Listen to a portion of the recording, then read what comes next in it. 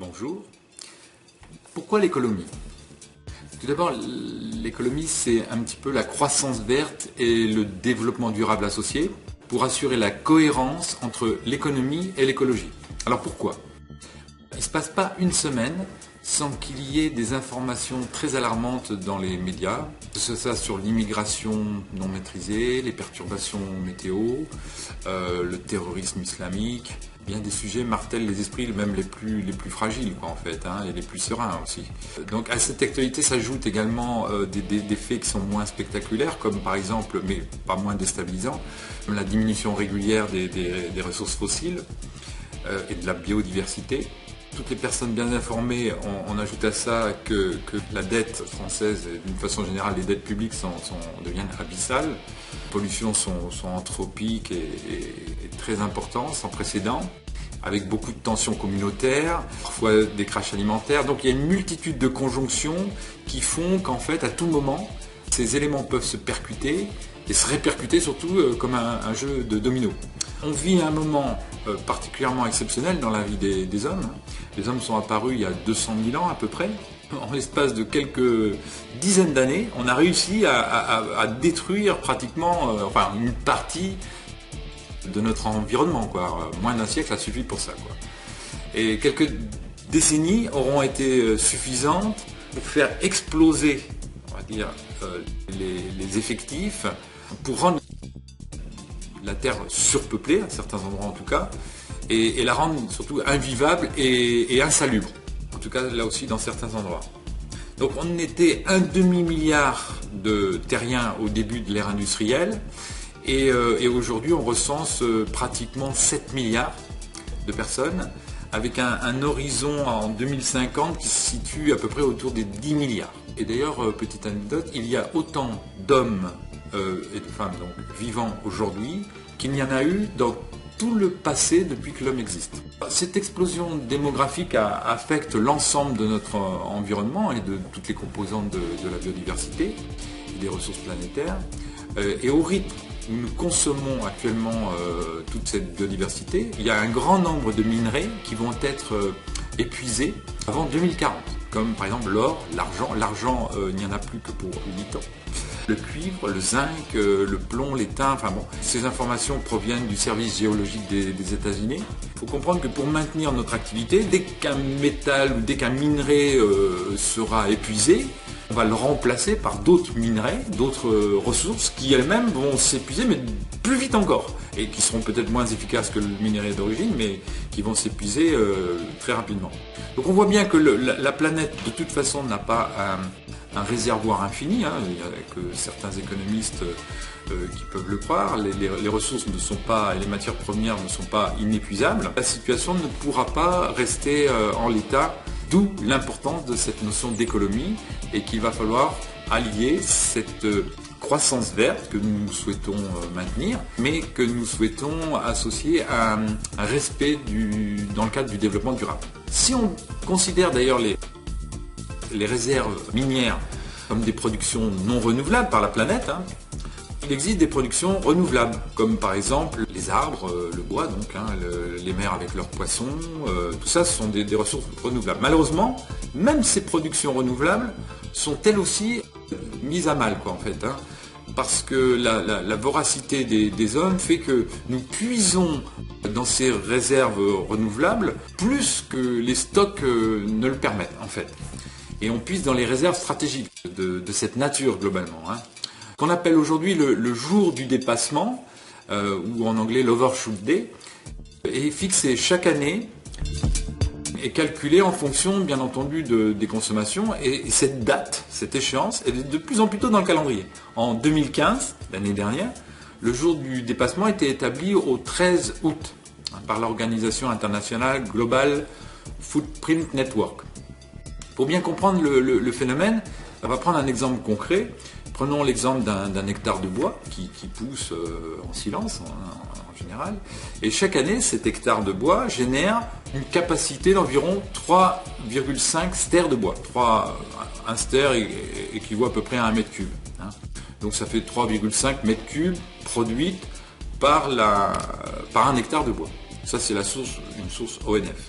Si on prélevait sur 7 hectares de bois chaque année, le stock de bois global resterait intact. Bon, le problème, c'est qu'on ponctionne globalement sur la planète et sur les réserves renouvelables plus que 3,5 stères par hectare. Ce qui fait qu'en fait, l'année suivante, le stock initial est restreint et réduit, et donc la production de richesses renouvelables est plus faible. Et nous, on continue à ponctionner plus que ce qu'on devrait. Donc il y a un problème, et un jour ou l'autre, que ce soit à petite, moyenne ou grande échelle, d'ailleurs cette logique s'applique à toutes les productions renouvelables. Si l'épuisement des ressources est constant, des ressources stratégiques, c'est la survie de la planète et surtout de l'humanité, de ses occupants qui sont en danger. Le plus important et surtout le plus inquiétant à venir gravite autour du pétrole. Au rythme avec lequel nous consommons l'or noir, sa disparition est prévue pour 2050. 2050, c'est pas très loin. Et remarquez que le pétrole fait partie intégralement de tout notre environnement.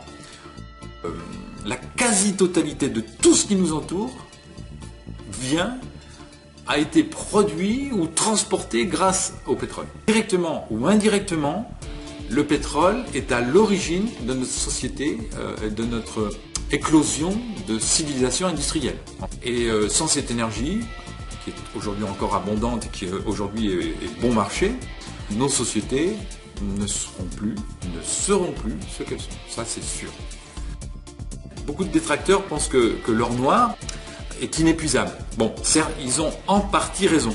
Il y aura toujours sur la planète des stocks de pétrole qu'on n'ira d'ailleurs jamais chercher. Parce que s'il faut plus d'énergie pour aller chercher un volume de pétrole que ce qu'on en retire, on n'ira pas le chercher. Donc il y en aura toujours, mais du pétrole tellement difficile à extraire que ça ne vaudra pas la peine d'aller l'extraire.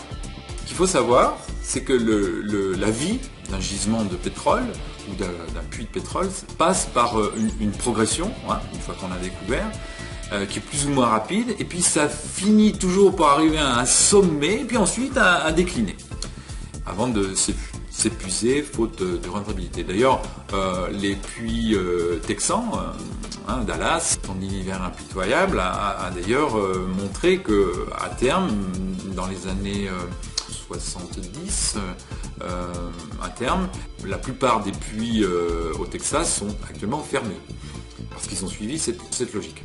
En 1956, un physicien, Marion King-Huber, a présenté une théorie qui s'est révélée exacte, a été validée par l'expérience. Il a modélisé que le pic de l'ensemble des découvertes des gisements de pétrole précédait justement le pic des extractions. Ce qui semble logique, on découvre d'abord, on exploite, ça s'épuise et ça se termine comme ça. Donc son analyse permettait de prévoir, en cas de déclin et de dégradation de la capacité de découverte, le déclin et la dégradation à suivre des capacités de production. Ce moment d'ailleurs où la capacité de production décroît s'appelle le peak oil. Aujourd'hui, concernant ce fameux pic des découvertes, il a été déterminé déjà dans les années 80. C'est-à-dire depuis les années 80, on découvre de moins en moins de pétrole et surtout beaucoup moins que ce que l'on consomme. Et aujourd'hui, on a pu déterminer qu'en 2008, on est passé par un sommet d'extraction qui a été constaté, mesuré à 85 millions de barils chaque année. Même si la production de pétrole décroît régulièrement, cette décroissance est compensée par une production de pétrole et de gaz de schiste qui sont principalement aujourd'hui fournis par les USA. D'ailleurs, les USA, les États-Unis sont devenus en 2014 le premier producteur mondial de pétrole grâce au gaz de schiste. Et l'Amérique du Nord a donc largement contribué par sa production à baisser la chute des cours de l'or noir en 2014-2015. On en profite puisque le prix du pétrole et le prix à la pompe a baissé et ça nous a permis, nous les pays industrialisés, de maintenir une croissance grâce à ça. On voit bien la liaison entre la croissance et cette énergie abondante et bon marché. Et selon le principe des vases communicants, d'ailleurs, le bonheur des uns, notre bonheur à nous, fait le malheur des autres, puisque les grands pays producteurs de pétrole sont eux en grande difficulté. Et donc pendant ce temps-là, les pays consommateurs d'énergie voient leur croissance se maintenir et on maintient nos acquis, notre train de vie, notre confort, tout va bien. Bon, mais attention, c'est le calme avant la tempête, parce que immanquablement, les problèmes vont arriver. Le problème n'est pas tant de savoir s'ils vont arriver, ça c'est sûr, c'est de savoir quand ils vont arriver. C'est un petit peu comme la mer qui se retire, un petit peu avant un tsunami par exemple. Donc le gaz de schiste qui fait aujourd'hui les beaux jours du plus grand pays du monde a une caractéristique qui est très problématique. En effet, l'espérance de vie des puits de gaz de schiste est très courte, contrairement aux puits de pétrole, c'est beaucoup plus court. Alors en fait, pour compenser l'énergie manquante, on devrait trouver des moyens de substitution. Alors bon, il y a bien sûr l'énergie naturelle, l'énergie du soleil, la géothermie, l'énergie du vent.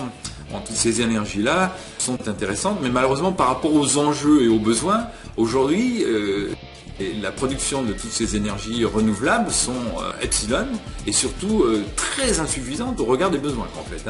Par manque d'énergie à bon marché, les difficultés économiques vont venir rapidement. Il est évident, il suffit pour s'en convaincre de traiter l'hypothèse d'un litre d'essence dont le prix à la pompe serait doublé ou triplé. Les conséquences sur les prix de vente, les prix de production, les prix de revient, les coûts, etc. va être grandement affecté. Et tout est chamboulé en entraînant des problèmes économiques forcément très graves. Donc à partir de là, seules les entreprises qui seront préparées, qui auront mis en des moyens de production et d'efficience au travers de leur mode de fonctionnement, seront mieux préparés pour faire face aux grandes difficultés. C'est un petit peu le moins perdant qui sera gagnant. Pour illustrer un petit peu le concept, c'est un petit peu comme si on était dans une forêt, un groupe de personnes poursuivies par un ours, un grizzly. Si nous sommes désarmés, ceux qui courront plus vite, ceux qui seront mieux préparés seront sauvés et ceux qui au contraire seront moins bien préparés seront très vite rattrapés et donc très vite éliminés. Pour un grand nombre de personnes, le constat qui vient d'être fait est considéré comme une dérive pessimiste, qui n'aura d'ailleurs jamais lieu. Beaucoup de gens sont intimement convaincus que les difficultés présentées ne sont pas réalistes. Pourtant, les passagers du Titanic avaient la certitude que leur bateau était insubmersible. Donc rien n'est sûr. Les rescapés de la Shoah déclaraient que pendant la guerre, les Juifs se divisaient en deux camps, les optimistes et les pessimistes. Alors les plus optimistes, dit-on, ont survécu, on va dire, en Floride, pendant que les plus optimistes, ceux qui pensaient que ça allait s'arranger, ont terminé leur vie à Auschwitz. Donc on voit bien un petit peu les limites de cette notion d'optimisme ou de pessimisme. Donc en fait, il est sans doute préférable d'être un pessimiste heureux et bien préparé plutôt qu'un optimiste mal préparé à affronter les difficultés qui vont venir. L'objet de l'économie sera d'apporter des moyens pour se préparer concrètement en toute sérénité. Alors concrètement, donc, qu'est-ce qui nous attend ? On peut faire un parallèle avec l'histoire de l'île de Pâques. L'île de Pâques, tout le monde connaît, c'est cette île qui est perdue au milieu du Pacifique, à 3700 km des côtes chiliennes. Vous la connaissez avec ces fameuses statues qui sont tout autour de l'île.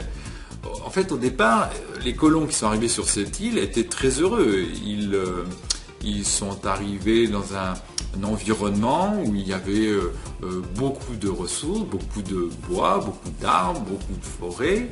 La vie était très agréable et ils ont prospéré pendant des siècles en exploitant les ressources qu'ils possédaient sur l'île. Les arbres qui y poussaient ont été utilisés pour faire des habitations, pour se chauffer l'hiver, pour réaliser, confectionner des embarcations, des pirogues.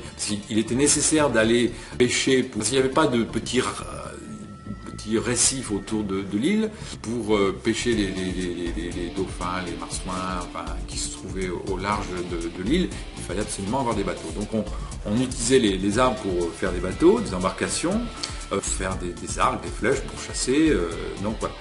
Le problème, c'est que très rapidement, au fil des siècles, le nombre de personnes vivant sur l'île a été multiplié pour atteindre un seuil dans lequel, un jour, un homme a abattu le dernier arbre. Donc les conséquences à partir de là ont été nombreuses. Sans arbres, les oiseaux ne pouvaient pas se nicher, les migrateurs ne venaient plus, les hommes ne pouvaient plus se chauffer, donc il y a eu beaucoup de soucis.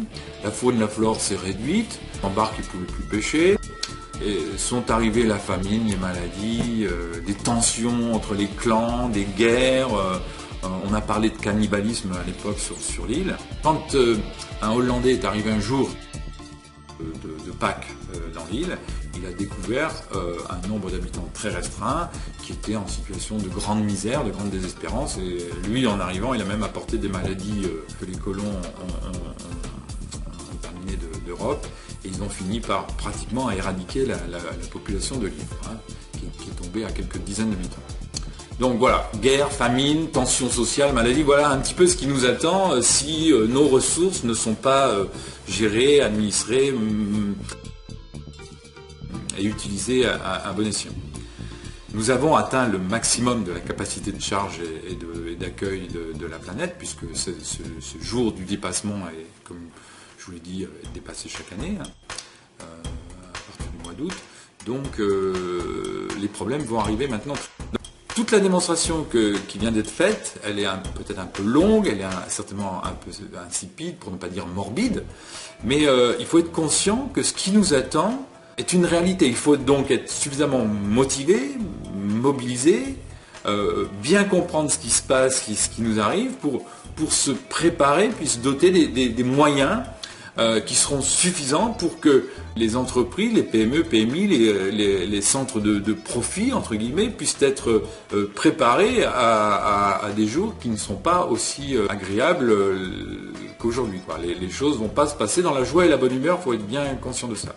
D'où la nécessité de se préparer en utilisant toutes les techniques qui permettent aux entreprises de développer leur efficience, de développer leur résilience pour se préparer aux difficultés à venir. Et c'est à ça que l'économie peut servir. À bientôt.